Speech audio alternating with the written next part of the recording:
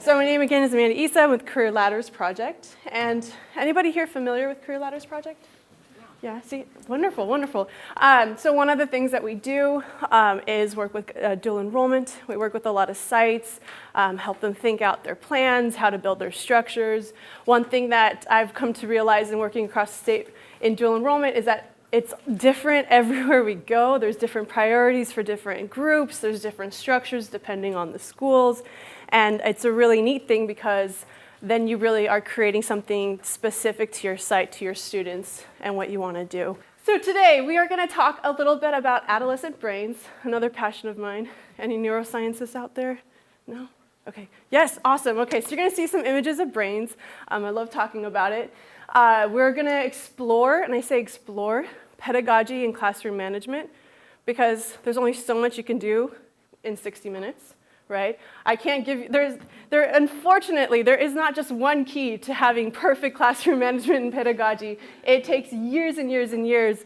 Even teachers who've been doing the same thing for a decade still want to improve and still want to find ways to make it better. So we're going to just explore different concepts and spend this time, this sacred time where you get to think and learn and reflect to do some of that.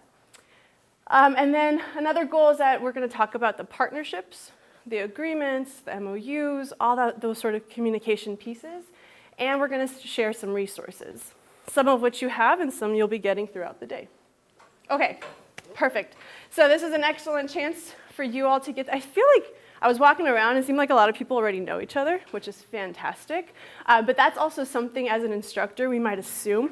Like if I'm from the college and I go into the high school, I might assume every student knows each other in that class, but they probably don't. Or maybe they want to get to know someone, but there's never really an opportunity to do so.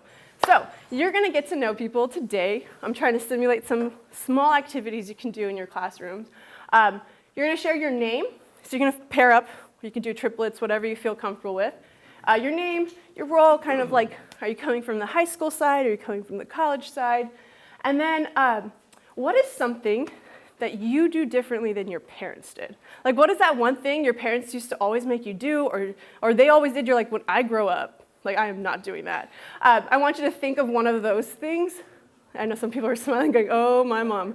Whatever it may be, whatever you feel comfortable with, you can go ahead and share. I'm going to give you guys about 5 minutes to warm up, because I know you're getting familiar with the space. If you need to move, actually, let's try to see if we can just stick to who is in our area for now. There will be plenty of time for moving later. But go ahead, introduce yourselves, where you work, and what's something you do differently. You have 5 minutes.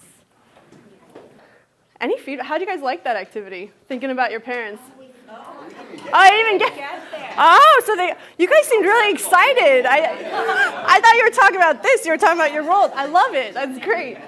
That means you really love your work.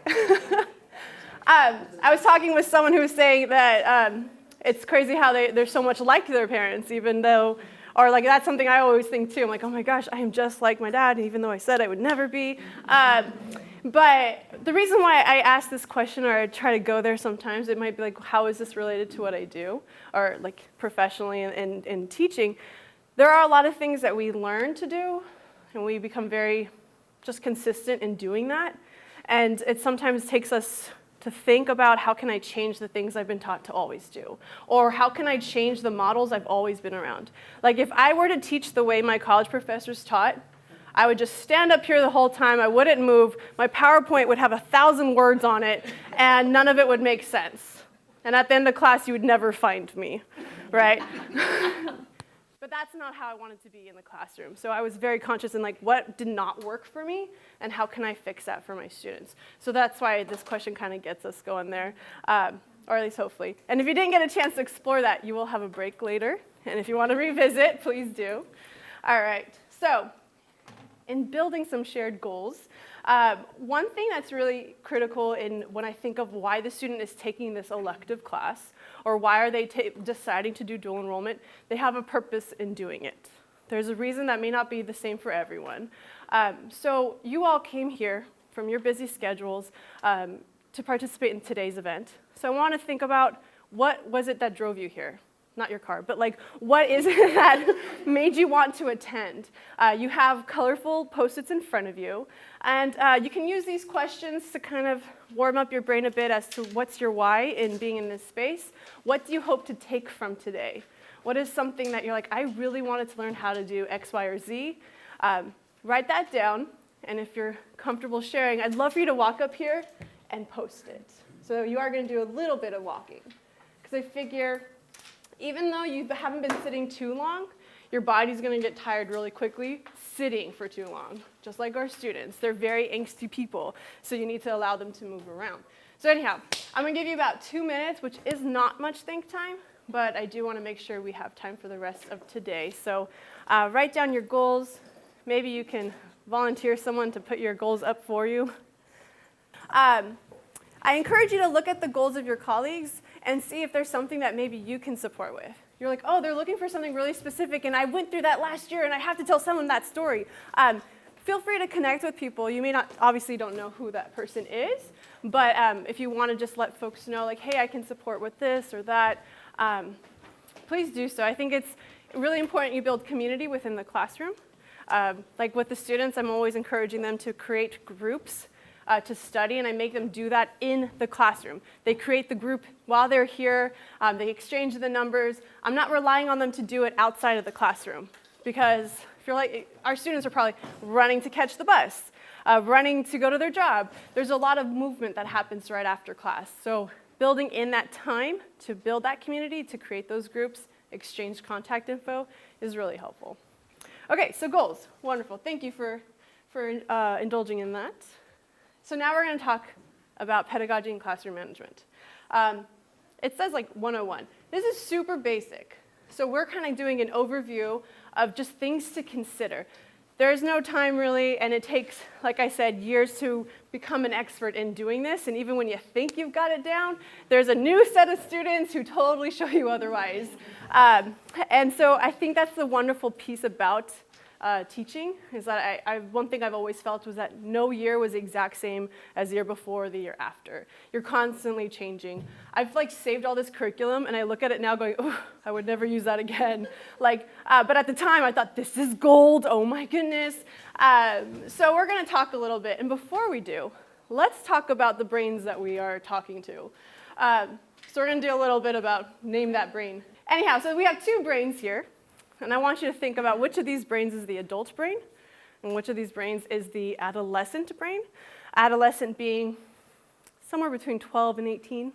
Okay, so that varies, which our dual enrollment students would probably be within the upper part of that range. Now, the question here is that in processing emotions, like our feels, there are two different parts of the brain being operated in the different ages. We have the adolescent brain here and the adult brain there. We're not going to get deep into neuroscience. Like, I had to try to pull myself back out of that because I was so excited about it. But I do want to just show you a few things and why that relates to the classroom. So in processing emotions, the adolescent brain uses the amygdala in their brain, whereas adults, we use our prefrontal cortex. All right? And the reason why that's especially important to understand is that our frontal cortex is where it's kind of where the intelligence lies. It's where our judgment is, our logical decision making, all those things that when something happens, we don't just lash out. We think, why did it just happen? What did they do? You start thinking all those things and you get stuck in that spider web of thoughts. That's because you're operating here. When you have the feels, you're operating here. But as an adolescent, when you have the feels, you're operating in the feels. So you are reacting. The judgment part of your brain is still developing. So that's important to consider when you're like, whoa, all I said is, where's your homework? And all this happened. But that might be because something kept them from doing it that really affected them. And so being aware of that helps you understand where are they coming from rather than why are they lashing out. What did I, instead of it being a personal thing about you, you think about them. Okay. All right, so again, this is processing emotions again. I'm actually just going to share with you. You probably already know. So adolescent and adult. So the adolescent operates with the left side only because their brain is still developing the connections to the right side in determining the decision-making associated with the emotion. So this adolescent brain is just all up here feeling it, and there's no judgment happening yet. They're just reacting. Where the adult brain is communicating between both sides and figuring out what is the proper response to this. And again, all of this is like on a spectrum. You might have a 14-year-old who is just so on point and logical in so many ways that I'm like, ooh, can you teach me? Like, I'm still learning to grow up. So keep in mind that just because I'm showing you images, it's not concrete. So I'm sure a lot of you are like, yeah, we know, but I feel like I have to make sure I ask. Okay, in response to just stimuli.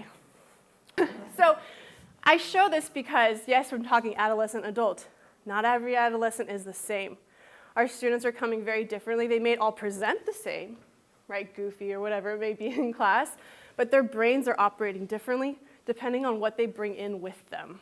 Okay, so a depressed brain versus a non-depressed brain responds very differently to the things that we do in the classroom. So being aware of that also helps us. I mean, you're not going to go into the first day of class and do a PT scan of every brain and have it laid out and like, okay, that's how they're, like, that's just not going to happen. But having this in the back of your head, it's like in your arsenal of tools, it'll just help you manage the things that seem complicated. Okay. So this is both while learning. So this is activity in the brain while learning. We have the adolescent brain and the adult brain. And the adult brain looks like it's bored. like, yes, I know. And the adolescent brain is kind of firing up right here. And that's the hippocampus. And that's where memory is being created. And so your students are constantly taking things in and trying to create something out of it. Or we've gone through that. We've been like decades in the work, and you're like, yes, the memory's there, it's solid. Adolescents relate everything to how they feel. And so if you can attract them, if you can grab them in with their emotion, you have their attention. And if you have their attention, they're learning. I think that goes for everybody. If you don't have my attention, I'm not listening. Like, my head went somewhere else. It's starting to figure out how am I going to get through the other million things I got to do. But if you've already related to me, if I feel connected to you in that space, I'm listening, I'm there, my brain's lighting up. So that's just important to keep in mind when working with your young students. All right, this image, there's no guessing game here. I just wanted you to see that the brain is constantly developing in this. I'm just so amazed how like a child can go from 0 to 5 and learn so much in those 5 years. And here I am, I reflect in the last 5 years, I'm like, what did I learn? Like, my gosh, when you're 5 years old, you might have learned 2 languages by then, and I'm like, oh my God, I'm still struggling with mine. So the brain at 20 years old looks pretty formed. And so the darker the colors, the more mature the brain is. So your students are around, the dual enrollment students are most likely in this teen area. And if you notice, the top of the brain, like the frontal cortex, is still developing. It's one of the last things to develop. And that's the judgment, the decision-making, the organization, the behaving like an adult. Why this is important is that we kind of sometimes step into the classroom expecting students to operate the way we operate in terms of these things like being logical, making decisions, doing what you're told, whatever it may be. But understanding that they're still learning how to do those things, they're still building their brain, will help us know what kind of scaffolds to provide, how to guide them towards that decision-making that we want them to have. Rather than expecting that they come into the space with it, let's get them there. And that's kind of fun to me about teaching. But I think your students, just like your audience, they're speaking to you in these nonverbal ways. So those are important to look for. I always love the one where you see the head down. And if you say, like, wake up, they're like, I'm just resting, but you know they're sleeping. Rather than, I did make a lot of mistakes in the beginning, and I'd put them on blast. I'd be like, hey, wake up in the back, right? And then I would realize that they just worked like a night shift, and they just rolled in, they hadn't slept in 30-something hours. And I'm just like, I just made them feel really bad, like really bad. I just struck their emotion, and they're like, she doesn't get me, I don't want to be here. Like if I'm gonna, like I'm at least here, I'm physically here, I'm at least making an effort. So like maybe not, and this was my bad, as I would take those nonverbal cues and just put them on blast. I talk a lot like the kids do. When I realized later to make mental notes of those nonverbal cues, and then when they're doing these activities, I go and check in with those students. If you're having a dual enrollment student, oftentimes their class is, late in the day. They've already been at school since 7 or 8, and now they have a 3:30 to 5:30 class, but they also have to go to football right after, whatever it may be. Our students are doing quite a lot. And so just being aware of that, like we would have students for 8 hours in academic classes, not one of which involved going outside or seeing the sun, and I'd be like, I can't do it myself. How do I expect students to do the same? So that's just another thing, another way of assessing your students when you go back into the classroom. But it's the hardwiring of the brain that's really interesting to me. When I'm with someone, I'm like, why did you think that way? Like, how did you get there? Or why did you put it in those terms? The adolescent brain between the ages of 10 and 12 really develops its hardwiring, the way in which it thinks. And the way in which it thinks is influenced by the things they do. So if you're anything like my stepson, all you do is play video games all the time. And he thinks that way. He's always in strategy mode about things, and his spatial awareness is insane. Like, all those things come into play when he thinks. So if I try to talk something like, if I put it in sports terms, he may not get it. Like if I'm trying to discuss like the way a soccer player is assessing the field, his hardwiring is a bit different. And again, you're not going to know how every one of your students thinks, but understanding that they've all been conditioned to something as their brain was developing that allows them to think in certain ways. It's not fixed. The wonderful thing about our brains is that we can change and it can evolve. So just knowing it can help you guide the students again. A lot of our work is guiding them. We can stand up in front and spit every certain factual things we've got, and we can be just having all the right points, and they may not get it. Because we can't just give the information, we have to guide them through learning that information. Okay, coming at you now is one of the many worksheets we have for you. And this was developed by Mary, and it's working with adolescents, strategies for instructors. It kind of gives you a brief overview of the ways in which you can support your students in different ways of doing so. I'm going to take this opportunity to pause and ask if there was any questions from the audience. Excellent. So the question is, so we looked at this one. So we see the different colors. Within 20 years, our brain has changed a lot. The question is, does our brain ever stop developing? And if the answer was yes, I'd be scared. Our brains are constantly changing. They're constantly growing. They are also constantly losing certain skills. So although the brain will not experience this much change within 20 years, it does change, but in smaller increments and in different ways. So our brains are all built on dendrites, these axon terminals, and all these things that come together and they connect. They're like little chains that connect and create memory. They create your reasoning and all those sorts of things. As we grow older, some of those networks that we've built with those dendrites, they're gone. We lose them. Sometimes they get stronger, or they connect to more things. But the brain will generally look about the same as we age. Okay. There's actually more on that at the end of the session. Yeah, that's an excellent question. So we're talking about the Gen Z students who we know are connected by emotion as they move from like the dual enrollment into the college. Is that going to change? Are they still going to be relating to education through emotion? Is that right? Yeah. You know, like I am giving this frame of like the adolescent learns through emotion. I do think though, no matter what generation or age, we do in many ways relate through emotion. I think it's just that as an adult, emotion keeps fighting with logic, and so sometimes one overpowers the other. Whereas the adolescent thinks just that the emotion is super strong.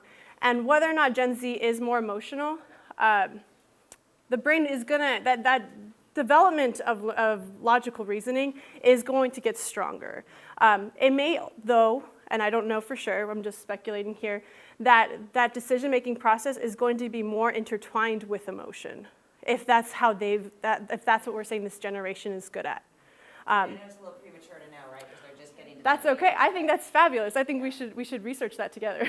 Yeah, okay. I think, yeah, so that's really cool. I do love looking into the generations and how do different generations respond to things, because we've all had different experiences growing up. So anyhow, but that's for another day. Okay. So we're going to talk a little bit about some tactics for just exploring your pedagogy in the classroom. These are just some ways. There are a lot, and a lot of you sitting here are like, yes, I've done these, I've done more than these, but I just want to kind of put it out there as ways we can kind of change or embed the thing into our classrooms. So like experiential learning, having something that the student can physically be in, experience of something, may it be at a workplace, or maybe they get to bring in what they know from outside a classroom into the classroom. So allowing for spaces for that to occur. But also, one really important thing is decision making. Your students really want to be able to decide their path. They want to be active in creating their lessons. And I'm going to give you a few ways in which you can do that. So really giving that decision making opportunity and problem solving. I think they really enjoy solving the problems that they're faced with, because they're really resilient young people. All right? They're making their way to the classroom, regardless of all the million hurdles in their way. So thinking about problem-solving decision-making, especially real world. And I say this, relevancy is important. If you propose, like if you give a word problem or a challenge and they can't relate, like if you're talking about like something in physics, right, and you're talking about hot air balloons, like how they move up in the air, and a student's like, I've never seen one, I probably may never be in one in my life, like that's going to be really hard for them to connect with. So finding the things that can demonstrate the same learning and finding what is relevant to them will help that connection. Then they have that emotion. They're like, oh, yeah, I did that thing. I remember why it worked or why it didn't. So looking into what our examples are in our classrooms, what are the things that we are giving our students, realizing can they relate to that? Does that make sense for what they've been through?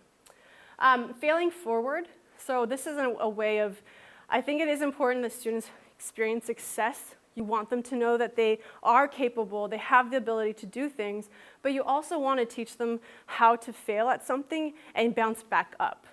And so this was something I remember we had with our staff, and this was a really tough thing to talk about, because we were saying what are the ways in which we can create structures that may allow students to fail, but that they will jump back up stronger. And you have to do that in a way that doesn't crush them, right? If you've crushed the students so bad, they don't even want to try to bounce back. They just want to retreat. They don't want to be around. Scaffolding. So as I mentioned, we saw the brains. The brains are capable. Okay, remember, by 5 years old, you can learn a number of languages and how to play the piano, maybe. Like, the brain can learn a lot, so even though it's not fully developed, it can get there. So scaffolding just doesn't necessarily mean sentence starters or like telling them exactly what the answer is. It just means create that structure that allows you to make the building, right? It all comes down eventually. All the scaffolding will come down and they can do it all themselves, but help them get there before you expect them to build it without. And then the use of models. I struggled with this a lot. I sometimes didn't want to give a model because I wanted to see what their brains would think of it. If I gave them a concept, I wanted to know, what would you create out of that? I didn't want to limit their creativity. But then you get a lot of frustrated students because they want to please you.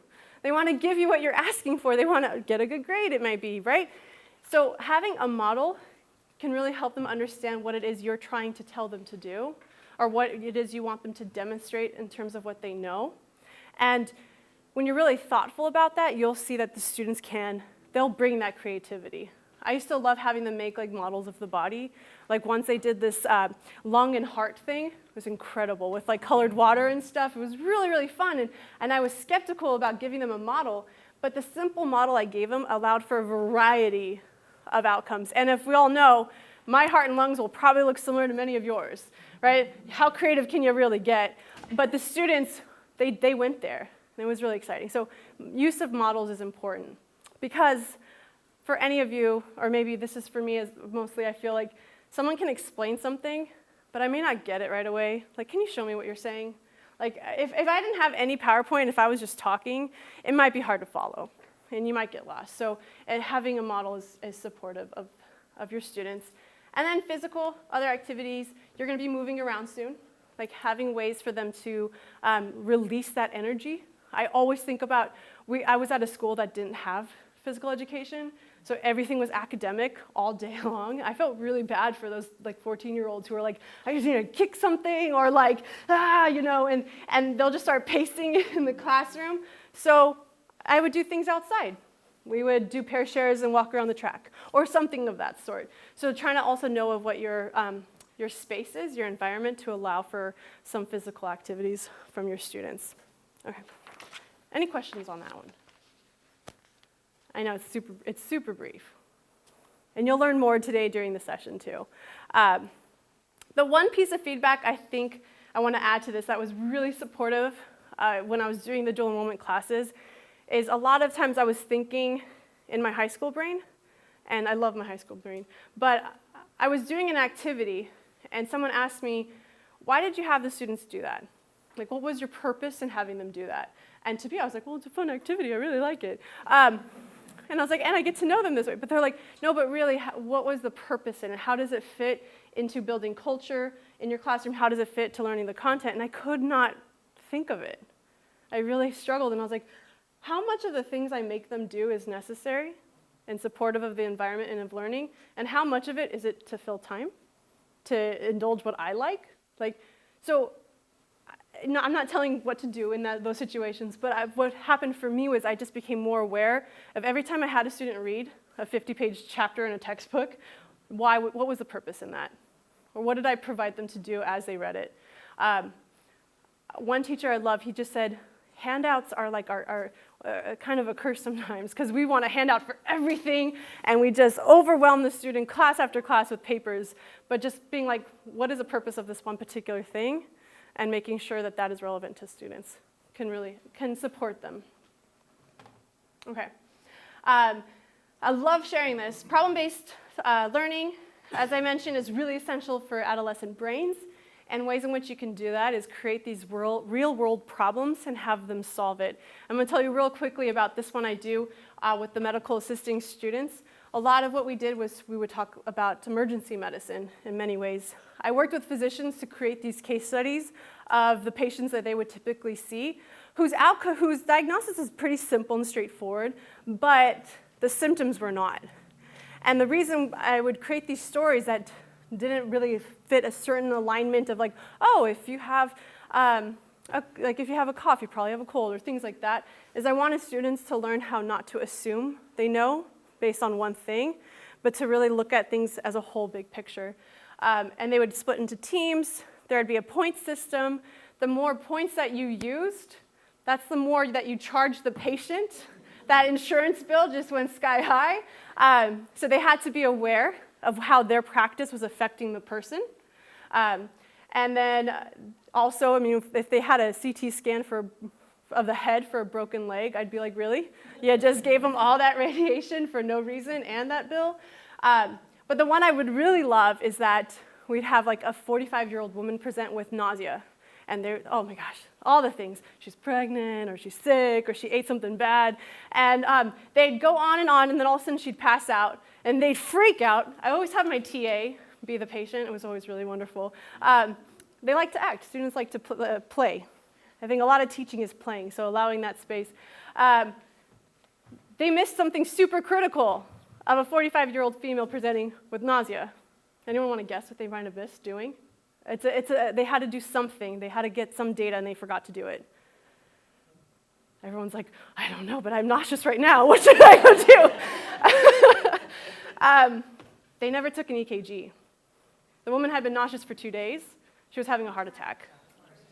Yeah. Yeah, see, they were all like, oh, like, where did it? They were flipping out because although I told them this before when we were talking about symptoms, it was hard for them to put that together. But now, if you ask any of my students and you ask them that, they will tell you, heart attack, get the EKG, because they felt so bad that they misdiagnosed my TA, and the poor guy had to lay on the floor for a while. He was such a trooper. Okay, so finding ways to do problem-based learning. I encourage, if many of your dual enrollment courses are tied to industry, or somehow we should try to pull in careers into our classes. Find someone who, in your network, your friend, whatever it may be, and kind of create a problem that's relevant to the real world and try it out with your students. They love games, so. Okay, this is just a table of supports of ways in which you can change your pedagogy in small little ways, not all at once. You don't want to give students entire choice of everything all at once. That's not a classroom, it's a playground, it's very different. But you can definitely pick different things you want to allow them to do. So they can choose the topic, for example. Or maybe you want to allow them to choose the content, like what they're going to look into, what is the research. You can allow them to choose the way they want to demonstrate that learning. Is it through a PowerPoint? Is it through a video? I loved that because I felt like a lot of times we were focusing so much on teaching the students how to do presentations with PowerPoint or Google Slides. But when I would unleash it and be like, any way you want to connect with your audience, do that. Because it's what's authentic to you. Students know when we are fake. They know. They know when you're not being who you really are. And I know when I'm not being who I really am. And so I'd love it. You'd get crazy videos of totally comical videos that you never would have thought of with that content. Or you get these plays in the class. Students are super creative and allowing spaces for them to do that. So by allowing them choice. So integrating any sort of decision making into your class. So we are going to do a reflection later, so I'm going to hold off on my comment now, because then our heads will go places. So what I'm going to allow us to do, you're going to take a break from my voice, which will be wonderful for you. You're going to choose your own adventure. I have 2 different topics, so you're going to choose your topic to read about. They are very short articles, and you get to pick a pair or groups. Okay, so you have 2 choices, the content and your grouping. So one person or in a group of 3 or 4, like you did earlier with the warm-up. The articles have a few questions at the end, or just things to consider. And so one is on engagement through respect. So what does that look like? How do students respond to that in the classroom? And then the other one is just 7 tips for better classroom management. And these are all from Edtopia, which has a lot of articles on the different parts. Someone was nodding, yes, I've seen that. If you want to look at engagement or if you want to look at scaffolding, there's a lot of resources on doing that. So you're going to have about 10 minutes to read through and discuss, and you get to pick the article you want. Okay, thank you all for engaging in that. I heard some comments about the articles. I'm going to ask you a question that I'm just curious. Did anybody notice what I was doing? You're like, you did not tell us to do that. Those were not instructions. You guys notice what I was doing? Some people are like, yeah. I saw someone point here. Did anyone? So up here, what I was doing was I was reviewing your goals. I was like, well, I have you in this space. I still have another session with you. Let me make sure I know what they came here for. Okay, so I built in a time for you to make your own choice about what you're going to learn about, all relevant to today, but I needed time to process what you came in with. What else did I do? Did anyone else notice? Hovered. Leave us alone. I walked around. Because my nervous tension to want to get going, I noticed I had 2 more minutes. And I didn't want to take those minutes from you because I hate stopping a good conversation. It's the hardest thing for me to do in the classroom. So I said, okay, I'm going to do my walk around, 2 minutes done, and we're back together. So it's not just management of your students. It's of yourself, too. We are also students. We're learning from them. So finding ways that I secure your time, and I don't take it from you, but I do something with my nervous with the content I need to process. Also, I made a mistake, too. You're like, oh, did she? What kind of mistakes do you think I might have made? You assumed stuff. I assumed stuff? Okay. Is there anything in particular I assumed? No, I just thought you have. That's true. It is. We assume things. I love that. It's true. We always assume. Anyone want to take a guess about, how about I help you out a little bit? We're talking adolescent brains, and let's talk about the instructions I gave you. Were they, anyone want to just like give a guess as to something? Any comment about how they felt maybe when they received the instructions? Some confusion. Lack of connection to a group. Lack of connection to the group? Yeah. Oh, so I didn't help connect you to each other? I wanted to read both articles and I was like upset that I didn't. Or you didn't get to physically see them both before you made your decision? Yeah. Yes, I see some more hands. Did you want to share? Yes. I just feel like with my younger learners sometimes I need to be a little bit more specific or at least give them some prompts to get them started. Yes. And then the discussion can continue Yes. from there, but they need a little guidance as to where do you want me to go with this discussion about this? Exactly. So students need the guidance, like give a little bit more instruction, scaffold the assignment a little bit more. I love it. No, thanks. So the comment was like, what was this sentence? Like you just put a whole bunch of instructions in one sentence that left you motionless. Like, I don't even know what to do. Like, forget this, right? There's too many things in this one thing here. I didn't give much instructions. I didn't help physically group you. So I did this because I could tell you over and over what you should do, but we don't really know what matters most to us until it's taken away, right? Like when we don't get to make those decisions or we feel frustrated in situations, that's when we learn how we need to create them better for students, for our spaces. Some of you are like, we already know, I'm already doing this, like I got it, and that's wonderful, but I think it's always important, tying back to the assumptions thing, I'm always checking myself. I am trying to, at least, because we are learners. I'm trying to check my assumptions anytime I walk into a space, because I walk in thinking, I know this, but I don't. Like, I don't always know. I don't always know the people I'm talking to, so not to walk into a space assuming and rather learning. So yes, this activity was filled with things, that missteps, that I wanted you to experience. So when you walk into your classroom next, you're conscious of them, or more conscious, because you probably already are. There are copies for you to have both articles. So during the break today, they'll be right up here, and you just feel free to come and grab them. And some of you are like, finally, that should have been what you did. Like they're like holding on, what does it say? What does that article say? Yeah, I should have probably given you both and let you decide, right? So, okay. And the last thing on this session, before we talk more about management, someone asked about the brain.